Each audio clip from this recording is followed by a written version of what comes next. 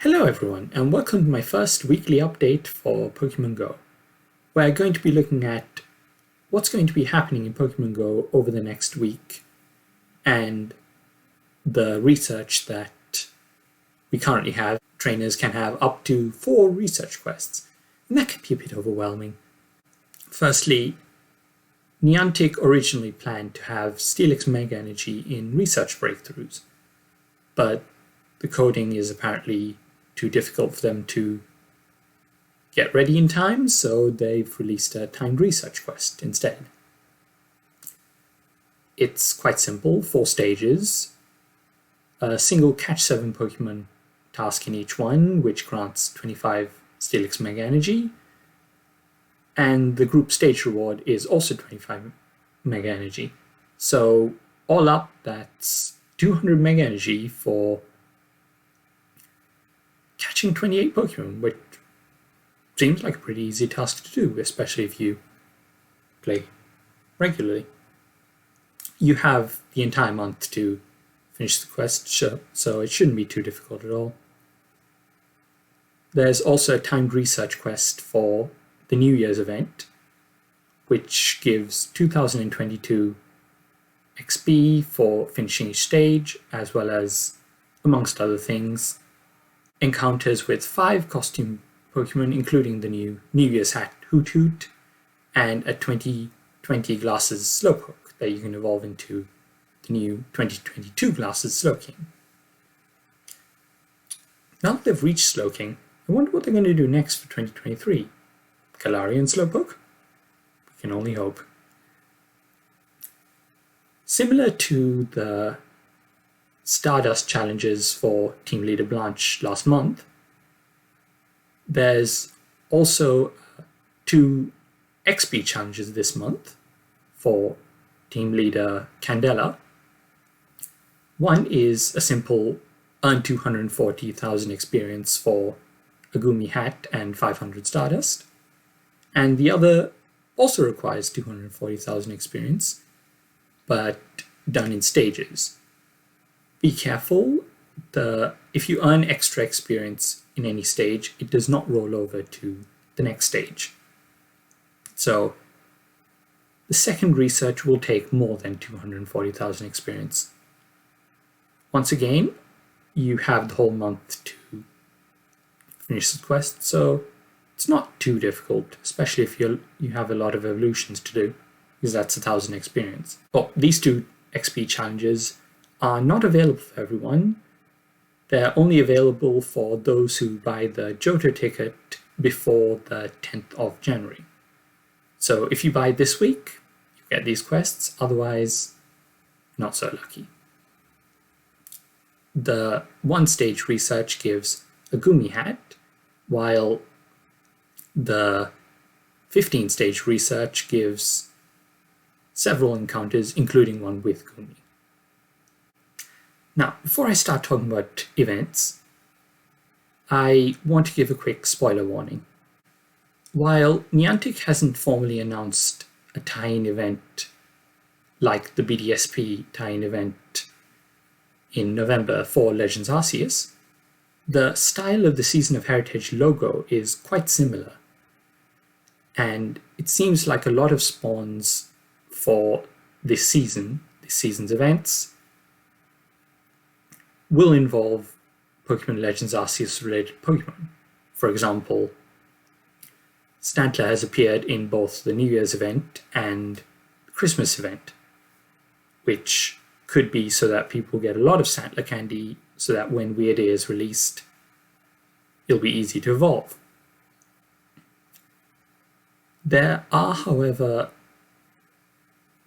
was a leak when Pokemon Legends Arceus was revealed that I think will be relevant to the Mountains of Power event, and there's also a credible rumor that could have some relevance as well. For this reason, I'll be talking about the Mountains of Power event at the end, so feel free to skip that part if you're planning on avoiding Pokemon Legends Arceus spoilers. Now, the first main event is the Solosis Spotlight Hour from 6 to 7 p.m. local time on Tuesday. This has a bonus of 2 double transfer candy. So if you have any extra legendaries that you've been saving up, then would be a good time to do so. And an hour later, the New Year's event ends. So if you're trying to complete the timed research, that's your deadline. Next up, we have our regular raid hour for QRM on Wednesday. This will be the last raid hour for QRM because it'll be replaced by Heatrun when the Mountains of Power event begins on Friday. So if you're still trying to shiny hunt it, good luck. I hope you get it during the raid hour. After that, the next event is the Mountains of Power, which I'll get back to in a minute. Finally, we have a Go Battle Day on Saturday. You'll get quadruple Stardust for winning sets of Go Battle League battles, and you'll also be able to do 20 sets. This starts at midnight Friday night and ends at 11:59 on Saturday. Now, back to onto the juicy stuff. The Mountains of Power event. At the time this was recorded, Niantic has not announced anything about the spawns, other than it'll be based on the mountains of Johto and Sinnoh, which I think is quite curious. They have said that Heatran and Aerodactyl will become raid bosses. Sorry, Mega Aerodactyl will become raid bosses when the event starts. But that's all we know about it officially. For those trying to avoid Pokemon Legends Arceus spoilers, please skip to the end now. The leak I mentioned earlier was, amongst a few other things that have been revealed, silhouettes of 3 ride Pokemon. One was Weirdeer, which is used in Pokemon Legends Arceus for traveling around, similar to a bicycle. The second was Hisuian Bravery, which is going to be used similar to the glider in Breath of the Wild to fly around places. The third one was a Pokemon that will be used for climbing up mountains, similar to the rock climbing ability in Breath of the Wild. There is a fairly credible rumor that suggests that the identity of this Pokemon is an evolved form for a Sneasel Hisuian form, both of which have not so far been revealed. If this rumor is accurate, then I suspect that one of the spawns for the Mountains of Power event will be Sneasel. Sneasel is also available in Mount Silver in Johto, so that could be why they're referencing the Mountains of Johto as well as Sinnoh. There's also the case of Bugmite and Avalugg. The rumor says that we'll be getting an Ice Rock Hisuian form for Avalugg. Bugmite was released during the recent Christmas event, but it was released fairly rare, and it wasn't available. It was available in eggs, but it wasn't available in raids, which Niantic does tend to do for newly released Pokemon and shinies. Galarian Darumaka was in T1 raids. I think if we assume the rumor is correct and Avalugg does get a Hisuian form, I could see them adding Bugmite as a spawn for this event as well. We have also seen Growlithe in the new loading screen for this year, the New Year's loading screen. And Growlithe does have a Hisuian form, which is Bart Rock.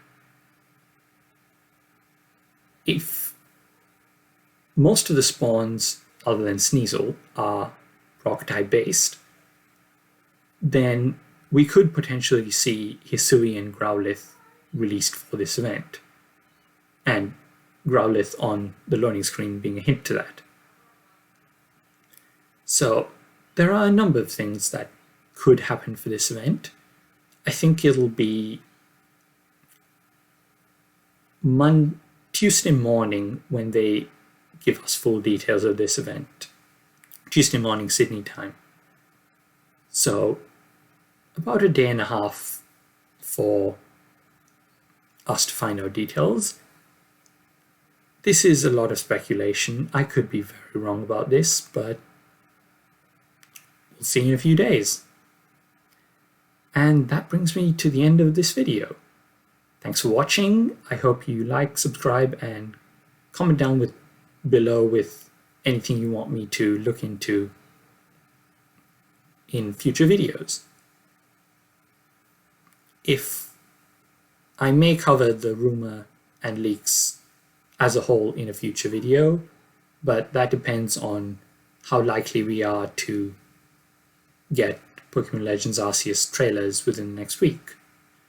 We have just under 4 weeks to go, so I think it's quite likely we will see a trailer. So if we do, I will see you then for a reaction video and a deep dive into any new details. If not, I will be streaming more of my Shining Pearl Nuzlocke on Saturday at 3 p.m. Sydney time. I hope to see you there. Thanks and happy hunting.